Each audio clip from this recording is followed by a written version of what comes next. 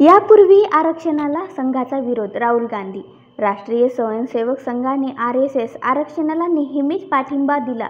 या सरसंघचालक मोहन भागवत यांच्या वक्तव्यावर निशाणा साधताना काँग्रेस नेते राहुल गांधी यांनी रविवारी सरसंघचालकांनी यापूर्वी आरक्षणाला विरोध दर्शविला होता असा दावा केला. ज्यांनी आरक्षणाला विरोध केला ते भाजपमध्ये सामील होत आहेत आणि पक्षात त्यांचे स्वागत केले जात आहे असेही ते म्हणाले.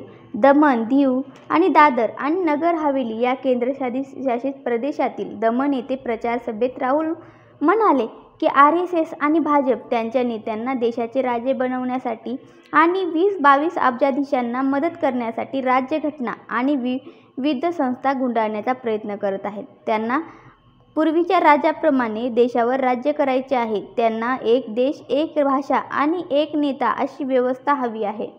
राज्यघटना नष्ट करण्यासाठी विचारधारा.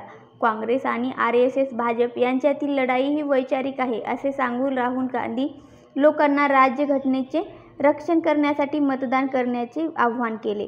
राज्यघटनेने पाया म्हणून काम केले आहे.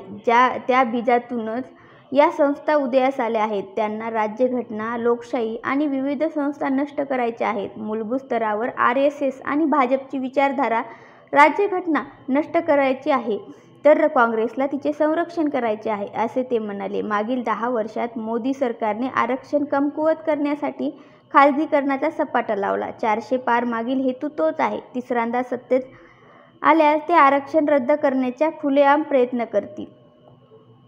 तर कसा वाटला व्हिडिओ नक्की कमेंट्स करून सांगा, शेअर करा आणि प्लीज सबस्क्राईब करा.